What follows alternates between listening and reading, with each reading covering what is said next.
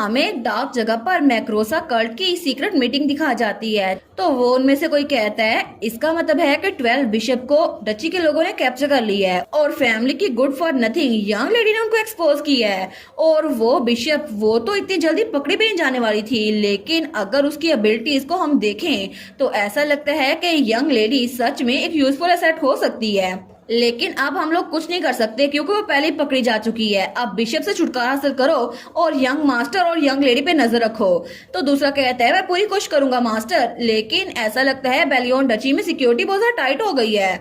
तो वो पहले वाला कहता है इसके अलावा क्या तुमने देखा कि डंजन में जो सोललेस स्टोन लोग कैरी करके जा रहे थे, ऐसा लगता है कि उन स्टोन्स में भी कुछ एबिलिटीज छुपी हुई हैं। तो दूसरा कहता है क्या मतलब? वो कहता है इन्फॉर्मेशन तो उस बारे में बिल्कुल कम्प्लीटली लोक है, लेकिन मैं एग्जैक्ट डिटेल्स का पता करवा के आपको बताऊंगा।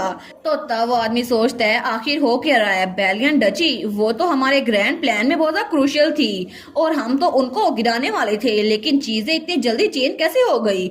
और इसके अलावा उन्होंने एक माइन भी खरीद ली जिसमें बिल्कुल बेकार पत्थर हैं। आखिर चल क्या रहा है? हमें उसके डिटेल्स तो नहीं पता। वो कहता है क्या तुमने कहीं और देखने की कोशिश की? तो वो पहले वाला आदमी कहता है बेलियन डची के अलावा बाकी सारे घर वो बिल्कुल खामोश हैं। ऐसा लगता है कि बाकी जगहों पर अपॉर्चुनिटीज आ सकती हैं और इसी वजह से हमें बाकियों को उनका माउथ ओपन करने से रोकना होगा और बिशप को भी इसी वजह से हमें उससे छुटकारा हासिल करना होगा। तो वो पहले वाला कहता है इस इंसिडेंट को अपने दिमाग में एक बार और बिठा लो। अगर हमें अपनी मकसद को हासिल करना है तो फिर हमें ये सब कुछ करना ही होगा और जब टाइम आएगी ना तो अपनी लाइफ को ऑर्गेनाइजेशन के लिए कुर्बान कर देना, क्योंकि हमारे ग्रैंड प्लान के लिए ये सब कुछ बहुत ज्यादा इम्पोर्टेंट है। तो तब वो आदमी कहता है मैं इंश्योर करता हूँ कि यहाँ पर सबकी डीपेस्ट डिजायर पूरी हो जाएंगी। तो बाकी भी कहते हैं जी मास्टर। लेकिन दूसरी तरफ हमें हमारी हीरोइन दिखा जाती है जहाँ पर उसके लिए एक बार फिर से फ्लावर्स और नेकलेस आया था।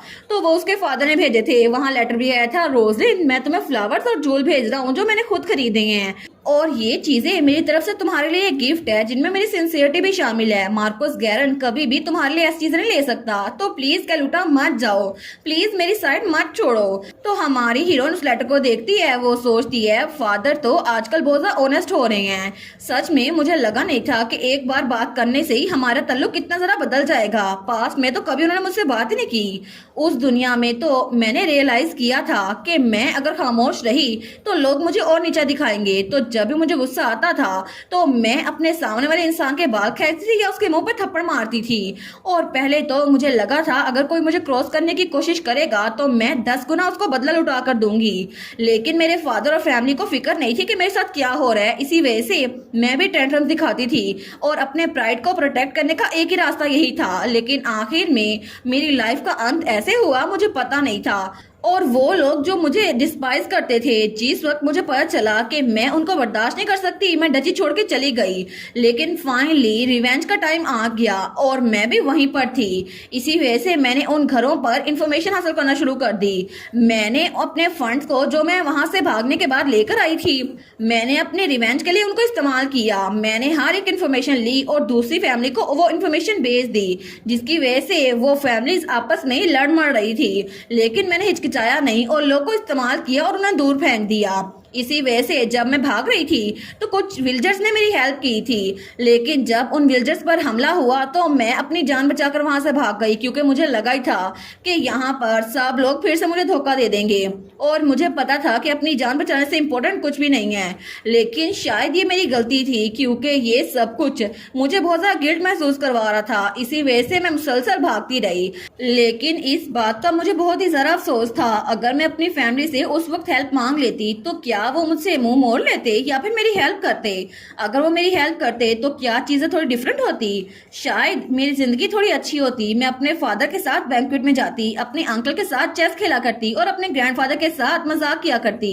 लेकिन अब व्हाट इफ ये बिल्कुल यूजलेस है, क्योंकि मेरी लाइफ पहले ही खत्म हो चुकी थी और अब मुझे अपनी जिंदगी को जरा अच्छा करना है। अब सेंटीमेंट्स की कोई जरूरत नहीं है।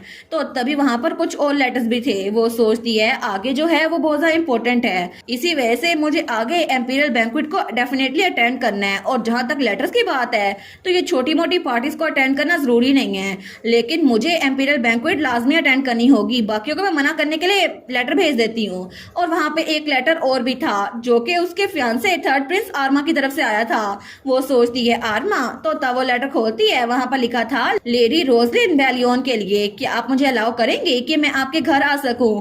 असल में मुझे आपको एक गिफ्ट देना था जो मैंने आपके लिए तैयार किया था, और इसके अलावा एक बात भी आपको बतानी थी। मैं तो बहुत ज्यादा खुश हूँ अगर आप मुझे अपना थोड़ा सा टाइम देने की अपॉर्चुनिटी दे, तो प्लीज माय लेडी जैसे ही आप मेरा लेटर देखें ना तो मुझे रिप्लाई भेज दीजिएगा। हमारी हीरोइन आर्मा का लेटर पढ़कर सोचती है, ऐसा लगता है वो तो हमेशा की तरह बिल्कुल पोलाइट था, वो तो हमेशा ही पोलाइट था, इसी वजह से मुझे बहुत ज्यादा बुरा लग रहा है कि मैं उससे अपनी एंगेजमेंट तोड़ रही हूँ।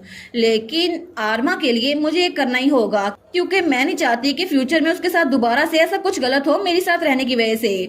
और मैं तो बस उससे एम्पीरियल बैंक्वेट में मिलू लूंगी, इसी वजह से प्राइवेट मीटिंग की कोई जरूरत नहीं है, तो मुझे डिक्लाइन करना होगा। और आखिर में एक और लेटर था। जब उस लेटर को देखती है तो वहाँ पे मार्कोस गैरा ने भेजा था, जहाँ लिखा था तुम तो बहुत ज्यादा हार्श हो रही हो। तो हमारी हीरोइन स्माइल करती है, वो उस लेटर को फाड़ते हुए सोचती है, गैरन ऐसा लगता है कि वो माइन के राइट्स खरीदने में तुम नाकाम हो गए, क्योंकि मैंने अपने ग्रैंडपा से पहले ही बोल दिया था।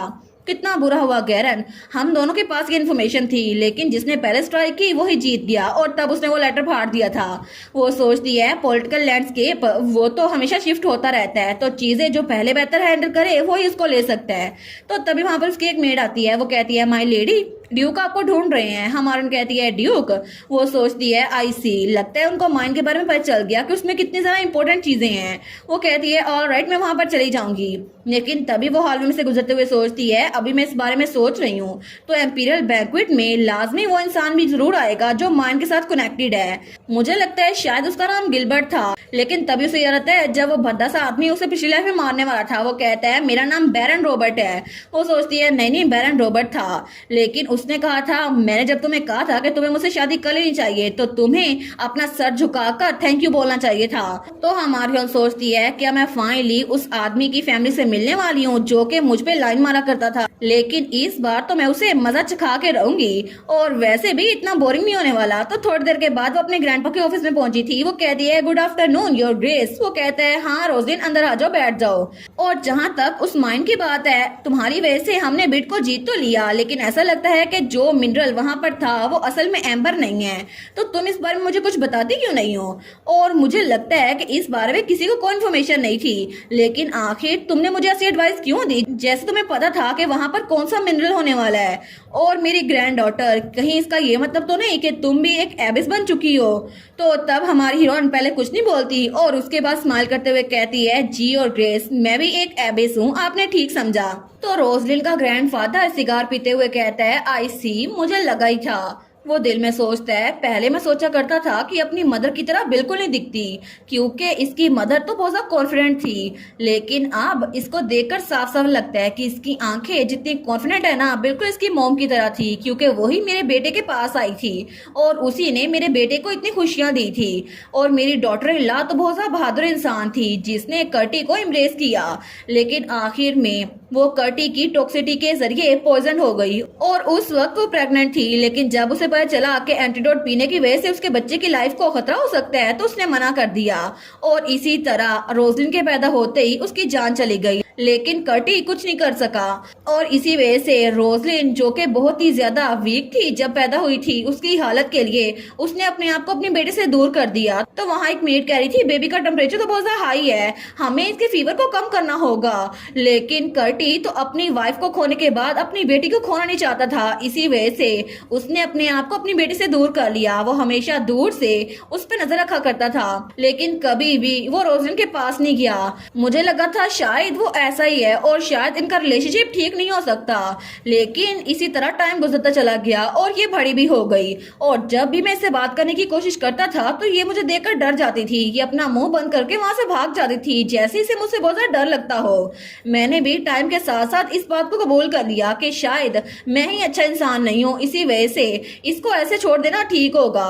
लेकिन जब इसने सुसाइड की अटेम्प्ट की तो फिर उसके बाद ये कम्प्लीटली चेंज हो गई और अब मेरी आंखों में देख के बात कर रही है। वेल, इस तरह बिल्कुल बचने के बाद, मौत के मुंह से निकलने के बाद पर्सनैलिटी में शिफ्ट होना तो बिल्कुल नेचुरल है, और ये तो बिल्कुल घोंसले में किसी अंडे की तरह है जो कि वहां से टूट चुका है और अब इसके वहां से नेस्ट को छोड़ के एस्केप करने की बारी है। और अब तो मेरी ग्रैंड डॉटर बहुत ज्यादा बड़ी हो गई है।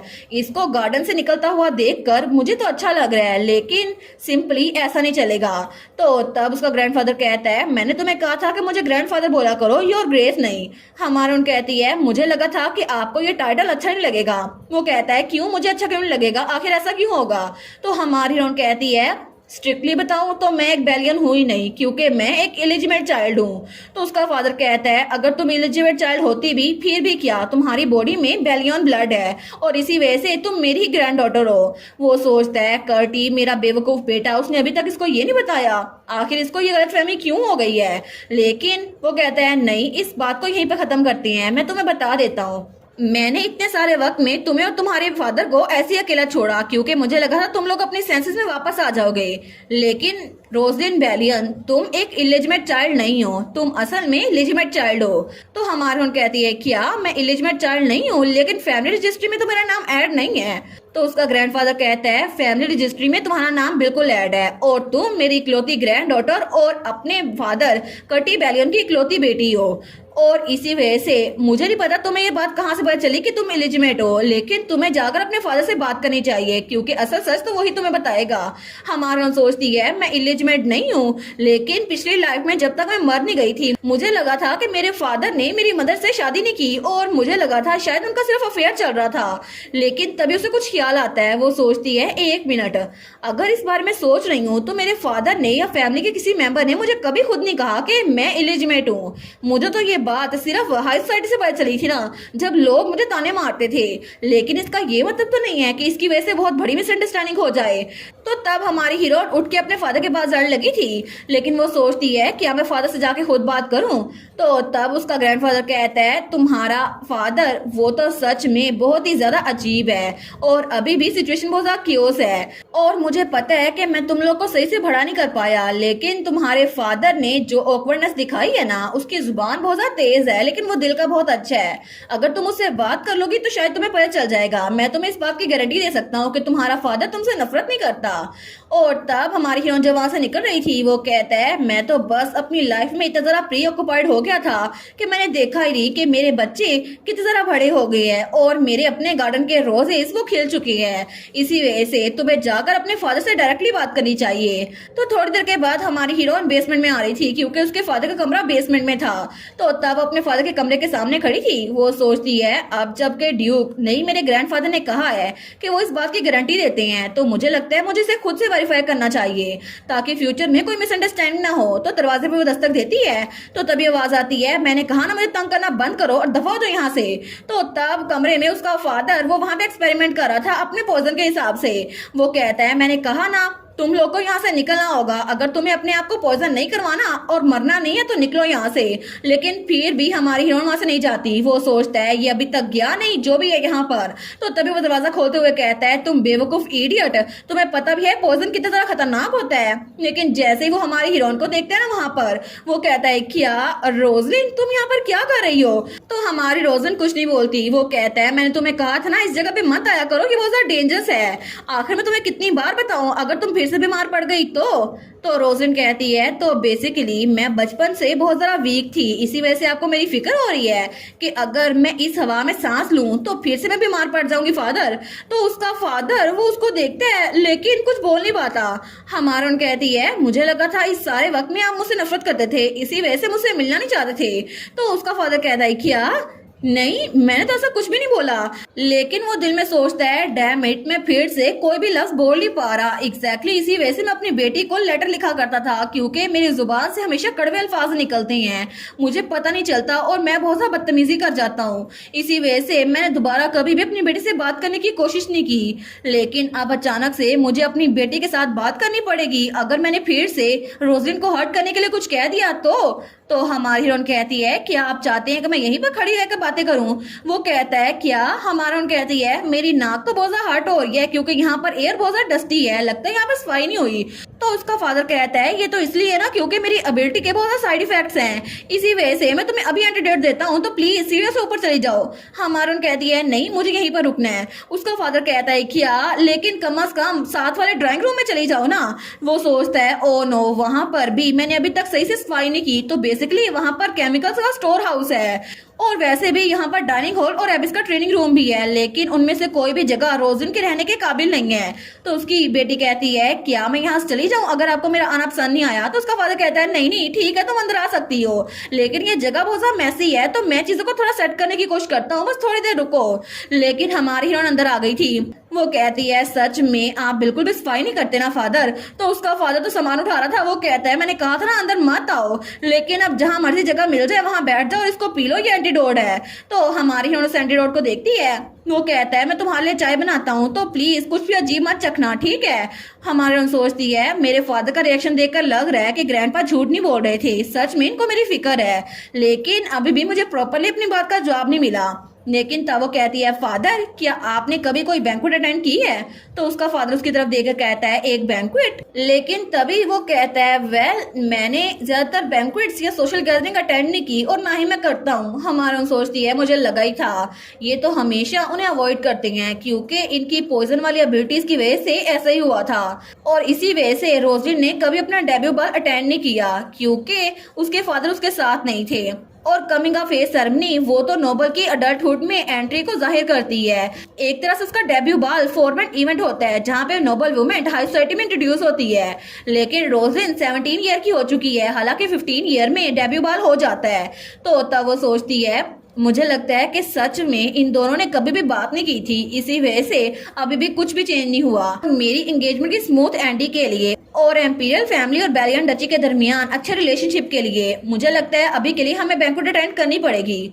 वो कहती है आपको बैंक्वेट के बारे में अगर ज्यादा नहीं पता तो क्या आपके पास बैंक्वेट का सूट है। तो उसका फादर कहता है ऑफ कोर्स मेरे पास नहीं है, एनीवेज तुम बैंक्वेट की बात क्यों कर रही हो। तो रोजलिन कहती है मैं सोच रही थी कि फ्यूचर में अभी जो एम्पीरियल बैंक्वेट होने वाली है उसमें आपके साथ जाऊं, लेकिन ऐसा लगता है आप बहुत ज्यादा बिजी हैं, तो मैं आपके बजाय मार्कस गैरन के साथ चली जाऊंगी। उसका फादर कहता है क्या गैरन के साथ? बिल्कुल भी नहीं, तुम मेरे साथ चलना, उस बास्टर्ड के साथ बिल्कुल ना चलना। हमारे सोचती है मुझे लगा ही था, जिस वक्त मैंने गैरन का जिक्र किया ना ये मान जाएंगे। तो उसका फादर कहता है बैंक्वेट है कब? हमारे कहती है लेकिन फादर क्या सच में ये ठीक है? आप अपने हाथों में तो देखें, आपकी पॉइजन वाली पावर तो अभी भी लीक हो रही है और उसके हाथ में जो चम्मच पकड़ा था वो भी मुड़ गया था। तो तब वो कहता है मैं अभी सप्रेसर को पहन लेता हूँ, मुझे लगता है मुझे सप्रेसर्स को खाना भी चाहिए। तो हमारी हीरोइन कहती है लेकिन आपने पहले ही बहुत सारे सप्रेसर्स रिंग और एयरिंग के सूरत में अपनी बॉडी पे लगाए हुए हैं ना, ताकि वो आपके माना को कंट्रोल करे, लेकिन किसी का भी कोई फायदा नहीं हो रहा। और मैंने सुना था कि जितने ज्यादा सप्रेसर आप अपनी एबिलिटी को काबू करने के लिए यूज करेंगे उतना ही पेनफुल होगा, तो आखिर आप अपनी बॉडी को इतना जरा सख्त क्यों कर रहे हैं। तो उसका फादर कहता है अगर मेरी वजह से तुम्हें कुछ हो गया तो फिर मैं तुम्हें सेफ रखने के लिए कर रहा हूँ। हमारी उन कहती है एग्जैक्टली इसी वजह से तो आप इतना पेल और थके हुए लग रहे हैं, मैं इसको रिकमेंड नहीं करूंगी। उसका फादर कहता है कि यार थका हुआ। तो रोजलिन कहती है अगर आपको मेरे साथ बैंक्वेट में जाना है ना तो आपको 3 चीजें प्रॉमिस करनी होगी। उसका फादर कहता है कौन सी चीजें? तो हमारी रोजलिन कहती है सबसे पहली बात, चाहे एम्पीरियल बैंक्वेट में कुछ भी हो जाए आपको काम रहना होगा। वो कहता है ठीक है मैं बेस्ट करूंगा। तो रोजलिन कहती है दूसरी बात, आपको अपने रूम को ऊपर ग्राउंड फ्लोर पे शिफ्ट करना होगा। वो कहता है क्या मेरे रूम की बात कहाँ से आ गई? हमारून कहती है क्योंकि यहाँ पर रहते रहते तो कोई बहुत ज्यादा ब्राइटेस्ट इंसान भी मिजरेबल बन जाएगा। तो उसका फादर कुछ बोल नहीं पाता। वो कहती है आखिरी बात, आपको प्रॉपर्ली ड्रेस करना होगा। उसका फादर कहता है ठीक है मैं अपने आप को साफ सुथरा कर लूंगा और अपने बालों को भी टाई करके आऊंगा। हमारून कहती है बस फिर ये काफी है क्योंकि उस दिन मैं सच में चाहती हूँ कि आप मेरे साथ चलें। लेकिन तभी उसका फादर अपनी बेटी की तरफ देखता है तो अपनी बेटी को देखकर उसे अपनी वाइफ की याद आती है जो कि बिल्कुल उसी की तरह दिखती थी। तो तब हमारून कहती है मैं सच में चाहती हूँ कि उस दिन मैं बाकी सब जरा शाइन करूँ। तो उसका फादर तो अपनी बेटी में अपनी वाइफ का अक्स देखकर बिल्कुल खामोश रह जाता है। वो सोचता है ये जब भी स्माइल करती है ना बिल्कुल अपनी माँ की तरह दिखती है, वो स्माइल जिसको मैं बहुत ज्यादा मिस कर रहा था। मेरी बेटी की जिंदगी मेरी वजह से बहुत ज्यादा बुरी हुई, लेकिन मैं दूर से इसको प्रोटेक्ट करने की कोशिश कर रहा था। लेकिन वो कहता है ऑलराइट मैं प्रॉमिस करता हूँ मैं एग्जैक्टली यही करूंगा। वो सोचता है अगर मेरी बेटी इस तरह खुश है तो फिर मैं मना करने वाला कौन ही होता हूँ। लेकिन उसके फौरन बाद हमें एम्पीरियल पैलेस की रेगुलर बैंक्वेट दिखा जाती है जो कि हर साल में तकरीबन 4 बैंक्वेट्स होती थी, जहां पर नोबल फैमिली 3 से 5 दिनों के लिए इकट्ठे होते थे और सोशलाइज करते थे और वहाँ पे बातें करते थे, क्योंकि बहुत सारे लोग अटेंड करते थे। इसी वजह से यहाँ पर तो नोबल्स और एम्पीरियल फैमिली के लिए बहुत बड़ी अनाउंसमेंट भी होती थी। उस तरह का स्टेज था। नोबल फैमिलीज और उनके वारिस तो यहाँ पर अटेंड करते ही थे, चाहे कुछ भी हो जाए। लेकिन उन सब में बेलियन डची में हमेशा ड्यूक ही आते थे और इस बार सबको इंतजार था कि अब कौन आएगा। तभी दरवाजा खुलता है तो वहाँ पे ऐलान होता है हिज ग्रेस ड्यूक डिवॉन बेलियन वो यहाँ पर आ रहे हैं और उनके साथ हिज ग्रेस यंग ड्यूक कर्टी बेलियन और उनकी बेटी यानी कि लेडी रोजलिन बेलियन एंटर हो रहे हैं। और पूरी की पूरी फैमिली ने अटेंड किया था, जिसने सबके अटेंशन ले ली। तो वहाँ पर सब लोग कहते हैं हमने कभी भी हाई सोसाइटी में सारी फैमिली को नहीं देखा। बेलियन लेडी क्या सच में ये तो हकलाती नहीं थी? इन्होंने तो पिछले डेब्यू बाल में अपने आप को एम्बेरस कर दिया था और इसी वजह से दोबारा किसी के सामने नहीं आई। क्या तुम लोग उसको डेब्यू बाल कहोगे भी या फिर नहीं? तो तब हमारी हीरोइन अपने फादर का हाथ पकड़ के वहां पर आ रही थी और उसका फादर तो बहुत ही ज्यादा हैंडसम था। वो सोचती है बिल्कुल स्टटरिंग लेडी, सब लोग मुझे यही कहते थे, यानी कि इस दुनिया की रोजलिन को, लेकिन मैं बिल्कुल भी यहाँ पर अब हकलाऊंगी नहीं। और तब वो सबके सामने शानदार एंट्री देती है और बहुत ही ज्यादा खूबसूरत लग रही थी। तो वो दिल में सोचती है क्योंकि मैं बिल्कुल एक डिफरेंट इंसान हूँ। तो वो लोग कहते हैं क्या ये लेडी कौन है? तो दूसरा कहता है इसका मतलब है कि ये खूबसूरत लेडी जो यहाँ पर आई है यही है लेडी बेलियन। तो हमारी हीरोइन का ड्रेस तो बहुत ज्यादा खूबसूरत लग रहा था और ये ड्रेस उसने पिछली बार वहाँ पर मार्वस गैरन के साथ जाकर खरीदा था। वो कहती हैं ये तो उसी बुटीक से है ना ड्रेस जिसको लेना बहुत ज्यादा मुश्किल है और रिजर्वेशन करवानी पड़ती है, फिर भी इनके पास ये ड्रेस कहाँ से आ गया? तो सब लोग हमारी हीरोइन की तारीफें कर रहे थे और कुछ लोग उसके खिलाफ बातें कर रहे थे। तो ड्यूक उनको घूर के देखता है तो सारे के सारे चुप हो गए थे। तो तभी उनमें से कोई आते हुए कहता है आहा योर ग्रेस, आप तो बिल्कुल भी चेंज नहीं हुए, आप कैसे थे? तो बाकी लोग भी वहां पर हमारी हीरोइन के ग्रैंडफादर के इर्द गिर्द जमा हो रहे थे। वो कहते हैं योर ग्रेस प्लीज हमसे भी बात करें। तो कोई हमारी हीरोइन के फादर के पास आए थे। वो कहते हैं यंग ड्यूक क्या आपको हम याद है? हमने 10 साल पहले अकेडमी को इकट्ठे ज्वाइन किया था। हमारी हीरोइन सोचती है सब लोग अब क्राउड बनाकर इनके साथ जमा हो रहे हैं। ये बात सेंस बनाती है क्योंकि उनको बेलियन फैमिली के साथ टाइज जोड़ने हैं। तो तब हमारी हीरोइन कहती है फादर मैं जाकर कुछ पीने के लिए लेकर आती हूँ। उसका फादर कहता है क्या अगर ऐसा ही है तो मैं तुम्हारे साथ चलता हूँ। नहीं हम लोग इकट्ठे चलते हैं। हमारी हीरोइन कहती है देखत सही यहाँ पर कितने सारे लोग आपसे बात करना चाहती हैं, मैं खुद जाकर ड्रिंक के लिए कुछ ले आऊंगी। वो कहता है रुको रोजलिन, लेकिन वहां पर सारी यंग लेडीज उसके फादर के इर्द गिर्द जमा हो गई थी क्योंकि उसके फादर थे इतने हैंडसम। लेकिन तब हमारी हीरोइन वहां पर ड्रिंक कॉर्नर में आती है और वहां से एक ड्रिंक लेकर एक कोने में जा खड़ी हो गई थी। वो सोचती है मुझे फादर के लिए थोड़ा बुरा लग रहा है लेकिन फिर भी मुझे क्राउड से एलर्जी है तो मैं तो पहले थक जाऊंगी। इसी वजह से अच्छा है कि मेरे फादर खुद अपनी सोशल स्किल्स को एंजॉय करें। ये तो सच में यहाँ पर इतना खूबसूरत ड्रेस पहन के बहुत ही ज्यादा हैंडसम लग रहे हैं। और जहां तक बात है लुक्स की तो लगता है कि मुझे अपने लुक्स अपने फादर से ही मिले हैं, इसी वजह से मैं लकी थी। लेकिन तभी उसकी तरफ कोई भटते हुए कहता है देखो सही यहाँ पर कौन आया। तो हमारी हीरोइन को घूर के देखती है। वो सोचती है ये आ गया ये बदतमीज बैरन। तो वहां पर वो आते हुए कहता है वेल ये तो लेडी बेलियन है ना, जैसा कि मैंने एक्सपेक्ट किया था। आपने तो मेरी एडवाइस लेकर ये ड्रेस पहना जो कि आप पे बहुत ज्यादा सूट कर रहा है। ये ड्रेस तो आपके फिगर को सही शो कर रहा है। हमारी कहती है बैरन गिलबर्ट आखिर आपका लाइफ स्टॉक का बिजनेस कैसा जा रहा है? तो वो कहता है बैरन गिलबर्ट नहीं मेरा नाम रॉबर्ट है और मेरी फैमिली का टेक्सटाइल का बिजनेस है माय लेडी। हमारी कहती है अच्छा मेरी गलती थी। वो सोचती है क्योंकि देखने में तो ये बिल्कुल एक पिग लगता है। वो कहता है वेल आपने तो अपना पूरा टाइम मेंशन में बंद रहकर गुजारा था, आपको बाहर की दुनिया का पता नहीं है, इसी वजह से आपको गलतफहमी हो गई होगी क्योंकि एक लड़की को तो अपने घर रहकर सिर्फ अपने हस्बैंड को सपोर्ट करना चाहिए है ना। तो हमारी हीरोइन उसको घूरी जा रही थी, उसकी किसी बात का जवाब नहीं देती। तब वो उसके साथ फ्लर्ट करने लगता है, उसके बिल्कुल करीब हो गया था। वो कहता है हे बाय द वे आप मेरी एडवाइस ले क्यों नहीं लेती? मुझे लगता है कि अगर आप मुझ में इतने इंटरेस्टेड है तो हमें अकेले में टाइम गुजारना चाहिए क्योंकि मैं तो सच में आपके साथ टाइम गुजार कर बड़ा अच्छा महसूस करूंगा। और वो तो बहुत ज्यादा घटिया लग रहा था। तो हमारी रोजलिन कहती है एक वॉकिंग पिग एक इंसान को टारगेट कर रहा है अपनी औकात जाने बगैर। तो तभी वो वाइन का ग्लास लेती है और बैरन के सर पे मार देती है। तो वो चिल्ला कहता है क्या? तो हमारी हीरोइन वो उसी वक्त वो ग्लास लेती है, एक बार फिर से उसके ऊपर मारती है तो उसके सर से खून निकल रहा था। वो चिल्ला कहता है ब्लड, मेरे सर से ब्लड निकल रहा है, आखिर ये क्या? तो हमारी हीरोइन वो आगे बढ़ती है। वो चिल्ला कहता है तुम ये क्या कर रही हो, तुम क्रेजी विच। तो हमारी हीरोइन अपनी हील लेती है और उसकी टांग पे मार देती है। तो वो तो दर्द से चिल्ला रहा था। हमारन कहती है क्या तुम्हें अब रियलाइज हुआ कि यहाँ पर इंसान कौन है? मुझे पता है कि तुम यहाँ पर हर लड़की के साथ फ्लर्ट करते फिरते हो और यहाँ पर तुमने कॉमनर से लेकर यंग नोबल लेडीज जो कि अपनी फैमिली की वजह से बिल्कुल खामोश रहती हैं सबको ट्राई किया है और तुम हर किसी को हरास करते रहते हो। लेकिन तब अपनी हील और जोर से मार रही थी। वो कहती है लेकिन मैं उन ग्रुप में से बिल्कुल नहीं हूँ, क्योंकि अगर तुमने मेरी तरफ आंख उठाने की कोशिश की ना तो मैं तुम्हारी आंख फोड़ दूंगी और मैं पीछे डर कर बैठने वालों में से बिल्कुल भी नहीं हूँ। और तब हमारी हीरोइन उसका मजाक उड़ाते हुए कहती है इस दुनिया में बहुत सारी लड़कियां हैं जो कि तुम्हारे स्टैंडर्ड से बाहर है, जो कि तुम्हारी छोटी सी दीवार जो तुमने खड़ी की हुई है ना उसके बाहर सोचती हैं, बहुत ज्यादा बिजनेस करती हैं और बहुत ज्यादा कामयाब है। तो वो तो चिल्ला कह रहा था मेरा पाँव ये दर्द कर रहा है। तो तभी वो हमारी हीरोइन को पीछे धक्का देता है तो हमारी हीरोइन का पाँव मुड़ता है, वो नीचे गिरने लगती है। लेकिन तभी वो खड़ा हो गया था और हमारी हीरोइन पे हाथ उठाने लगता है। वो कहता है तुम बेवकूफ इंसान। लेकिन उसी वक्त पीछे से हमारी हीरोइन का ग्रैंडफादर ड्यूक आ गया था। वो कहता है तुम्हें क्या लगता है कि तुम मेरी प्रीशियस ग्रैंडडॉटर के साथ क्या करने की कोशिश कर रहे हो? तो हमारी हीरोइन को पीछे से उसके फादर ने पकड़ लिया था। वो कहता है रोजलिन तुम ठीक तो हो ना? हमारन कह दिया फादर। तो उसका फादर कहता है रोजलिन तुम्हारा पाँव। लेकिन तब उसके फादर को बड़ा गुस्सा आ गया था। वो कहता है तुम्हारी इतनी हिम्मत, तुमने मेरी बेटी पे हाथ उठाया, आखिर तुम क्या करने की कोशिश कर रहे थे? वो उसका कॉलर पकड़ लेता है। वो तो उसको बहुत ज्यादा मार रहा था। तो तब वो तो डर गया था। वो कहता है लेडी ने पहले मेरे साथ फ्लर्ट किया था, वो तो मुझसे बार बार चिपक रही थी, अब अपनी कहानी को बदल रही है। हमारी हीरोइन का डैड कहता है तुम्हारी इतनी हिम्मत, तुम इतनी बकवास करो मेरी बेटी के बारे में?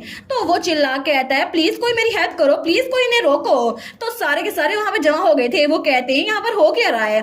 तभी उस आदमी का फादर वहां पे भागते हुए आता है। वो उसको पिटते हुए देखता है। वो सोचता है क्या ये मेरा बेटा रॉबर्ट नहीं है? लेकिन उसी वक्त ड्यूक कहता है जिसको अपनी जान अजीज नहीं है वो यहाँ पर इंटरफेयर कर सकता है, मैं डिवॉन बेलियन उससे खुद ही निपट लूंगा। तो रॉबर्ट का फादर डर के वहां से नजर चुरा लेता है। वो सोचता है यहाँ पर तो डिवॉन बेलियन है, इसके साथ तो कोई भी निपट नहीं सकता। लोग तो इसको टूथलेस टाइगर कहते हैं और जैसे जैसे ये बड़ा हो रहा है ना ये तो बहुत ज्यादा खतरनाक हो रहा है, क्योंकि ये एक इलिजिबेट चाइल्ड था लेकिन इसने तो क्रूल स्टार्टर के तौर पर बहुत जरा मर्डर किए थे और इसी वजह से इसको ड्यूक का टाइटल भी मिला था। इसने बहुत कुछ किया और ये तो बिल्कुल एक टाइगर की तरह हमला कर सकता है। अगर मैं इसको बताया इस लड़के का बाप मैं हूँ तो फिर तो मैं गया।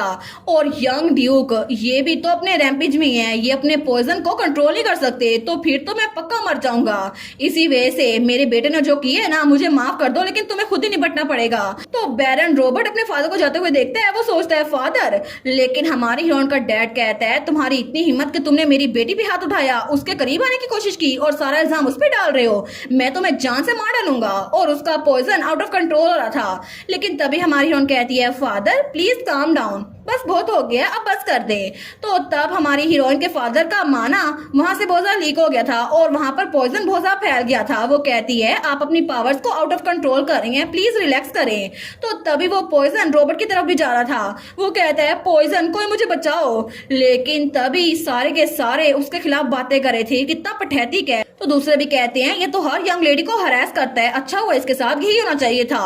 और तभी उसके पास टूटा हुआ शीशा पड़ा था। तो तब वो सोचता है ये सारा कुछ इस लड़की की वजह से हुआ है, मैं इसको जान से मार डालूंगा। इसको लगता क्या ये है कौन?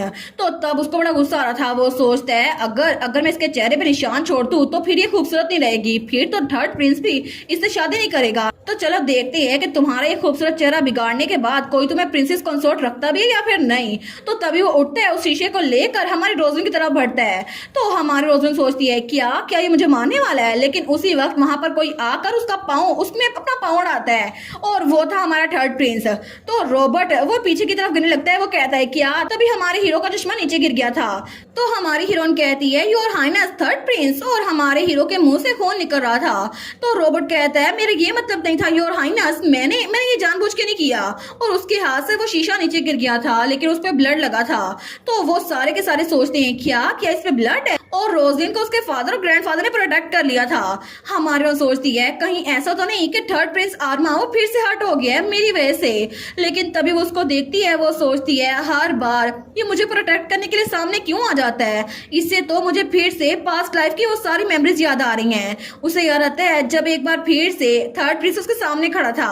वो कहता है रोजलिन प्लीज जल्दी करो, यहाँ से भाग जाओ, अगर तुम आगे जाओगी तो मैं इन लोग को थोड़ा सा रोक पाऊंगा, प्लीज तुम बच जाओ। और वहां पे बहुत सारे असैसिन थे जो हमारी हीरोइन को मारने के लिए आए थे, लेकिन थर्ड प्रिंस आर्मा ने हमारी हीरोइन की जान बचाने के लिए वहां पर उनके सामने डट के खड़ा हो गया था। वो कहता है मैं आपके पीछे जल्दी आ जाऊंगा, प्लीज यहाँ से चली जाए माय लेडी। हमारा सोचती है वो एक ऐसा इंसान है जो मेरे लिए कभी भी हिचकिचाता नहीं है और हमेशा मेरे रास्ते में खड़ा हो जाता है। तो प्रेजेंट में वो कहता है लेडी रोजलिन आप ठीक तो है ना।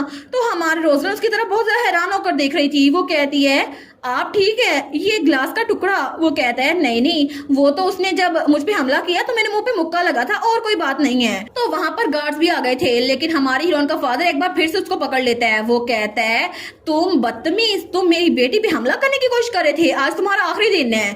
तो हमारी हीरोइन का ग्रैंडफादर कहता है रोजलिन तुम ठीक तो हो ना, तुम बिल्कुल पीली पड़ गई हो।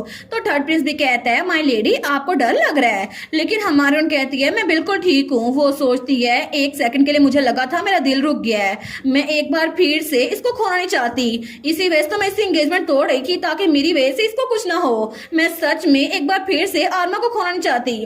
वो कहती है आपको मेरी शील्ड बनने की कोई जरूरत नहीं है, मैंने आपसे पहले भी कहा था। तो उसका ग्रैंडफादर कहता है तुम क्या बात कर रही हो, मैं तो हमेशा तुम्हारी शील्ड बन के खड़ा रहूंगा। तो थर्ड प्रिंस भी कहता है मैं भी, चाहे मुझ में बहुत ज्यादा कमी है लेकिन फिर भी मैं आपको प्रोटेक्ट करने के लिए कुछ भी करूंगा, मैं आपकी शील्ड बनूंगा चाहे कुछ भी हो जाए। तो हमारी हीरोइन सोचती है मुझे लगा था मैं अपनी प्रीवियस लाइफ से बिल्कुल अलग हूँ, ऐसा लगा था यहाँ पर बिल्कुल भी वैसा कुछ नहीं होगा, लेकिन अगर इसने फिर से मुझे बचाने के लिए अपनी जान दे दी तो फिर मैं क्या करूंगी। और अगर ये चला गया और मैंने अपनी आंखें खोली और ये इस दुनिया में ना हुआ तो फिर मुझे इस दुनिया में नहीं रहना। मुझे सच में ये बात पता है कि आर्मा मेरे लिए कितना इंपॉर्टेंट है। तो ड्यूक कहता है मेरी ग्रैंड डॉटर क्या तुम रो रही हो। तो रोजिन की आंखों में आंसू थे। वो सोचती है मेरे ग्रैंडफादर वो मेरे लिए फिक्र कर रहे हैं, यहाँ पर मेरे फादर भी मेरे लिए फिक्र कर रहे हैं, और थर्ड प्रिंस आर्मा भी एक बार मुझे बचाने के लिए फिर से आ गया। तो तब हमारा आर्मा कहता है माय लेडी आप ठीक तो है ना। और उसी वक्त हमारी हीरोइन को चक्कर आते हैं। तो तब वो गिरते हुए सोचती है मैंने अपने आप से वादा किया था कि मैं इस दुनिया में बिल्कुल भी वीक नहीं होंगी, लेकिन इस दुनिया की रोजलिन की बॉडी बहुत ज्यादा वीक है। और आर्मा की अपने बारे में इतना फिक्र करने के बारे में और उसके पास लाइफ में अपनी जान मेरे लिए देने का सोच कर ही मुझे बहुत ज्यादा अजीब लग रहा है। और तभी हमारी हीरोइन वहां पर बेहोश हो गई थी। और इसी के साथ ये वाला पार्ट यहीं पर ख़त्म। तो आप लोग बताइएगा आप लोग को ये पार्ट कैसा लगा, और वीडियो को लाइक और चैनल को सब्सक्राइब लाजमी कीजिएगा। बाकी वीडियोस का लिंक भी स्क्रीन पर नज़र आ रहा होगा, तो काइंडली उनको भी चेकआउट कर ले। और thank you so much for watching my videos. Stay safe, bye bye.